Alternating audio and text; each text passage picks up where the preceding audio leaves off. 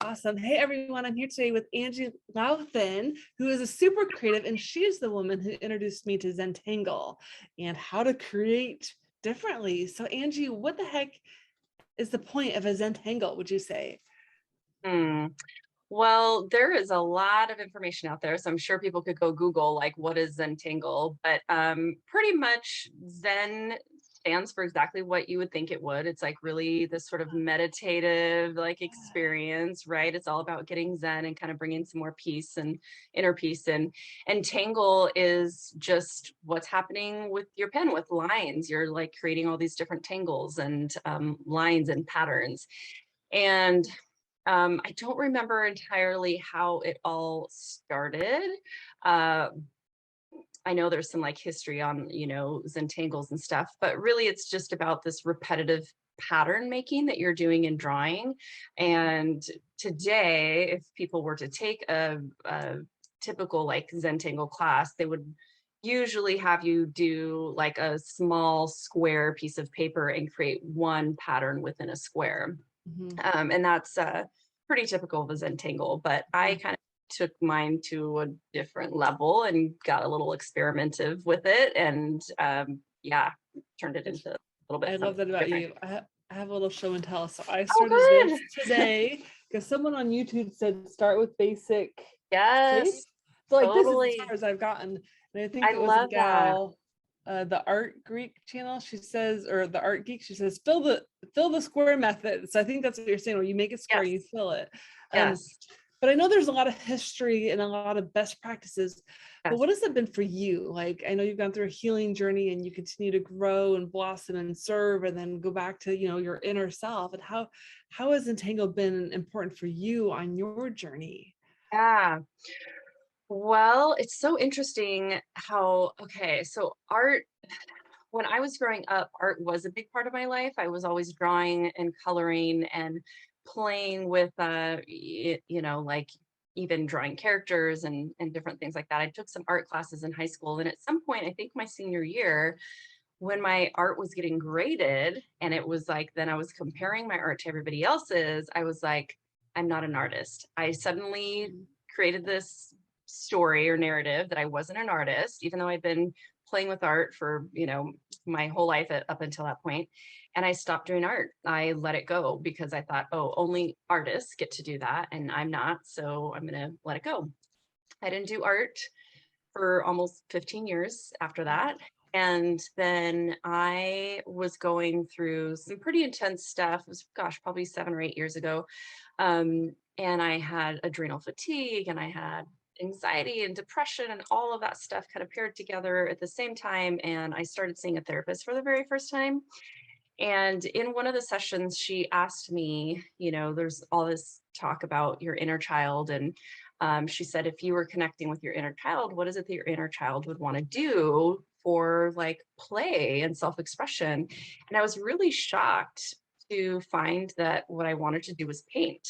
And I was like, I Ah, haven't done art in like, yeah, 15 years or something. But I was like, okay, that makes sense because I have these all of a sudden this memory of me sitting at my kitchen table at the age of like 5 coloring and drawing was coming up. So I started by painting and I was like, I'm not going, this isn't going to be graded, this is going to be for fun, and I'm just going to follow my intuition. So I called it intuitive art, and I didn't know that that was actually a thing. I thought I was making that up.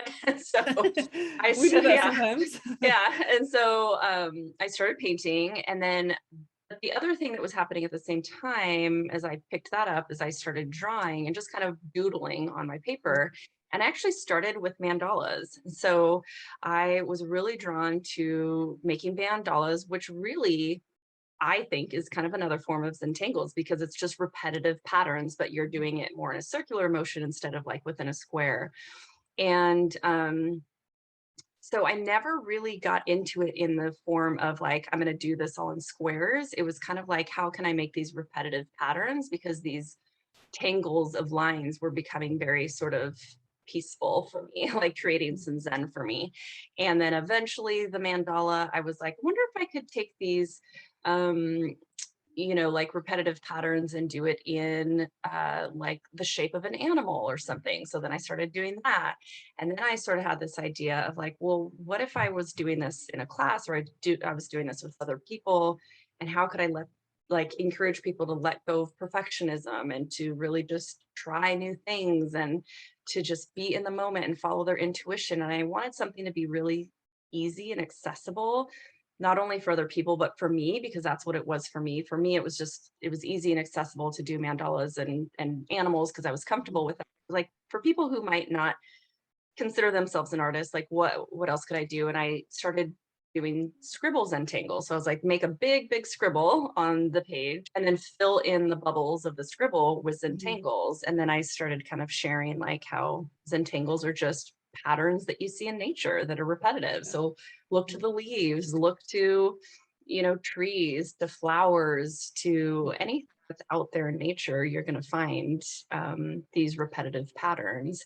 And even in things that people create, like a fence or the side of a house or, Mhm. whatever, look around the room, you're going to find all these repetitive patterns. So there's something that's really soothing to the brain about Yeah. doing this repetitive motion because you're not really thinking about anything else and you're kind of Mhm. calming your nervous system and you're doing this repetitive pattern. And so for me to connect with art again at that time in my life was really healing, and to give myself permission to play and to create and to not worry about what the outcome is and to not even have a plan for what this was going to be at the end. It was like, I'm just going to be totally in the moment. I have no idea what this is going to turn into. There can't be a mistake. So like I just let go of the idea that there was any such thing as a mistake. Like I if love something that. happens, I'm just going to build off of that and, innovate and do whatever.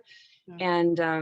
And it was great. And then I really got into Zentangles probably 3 or 4 years ago. I was going through some really hard stuff and it was just like, obsessing and overthinking things over and over Mhm. again and just going through a lot of emotional pain. And one of my ways of kind of working through that and expressing myself was to do these animals and tangles. And so I would draw kind of an outline of an animal and then I would fill it with all these lines. Yeah.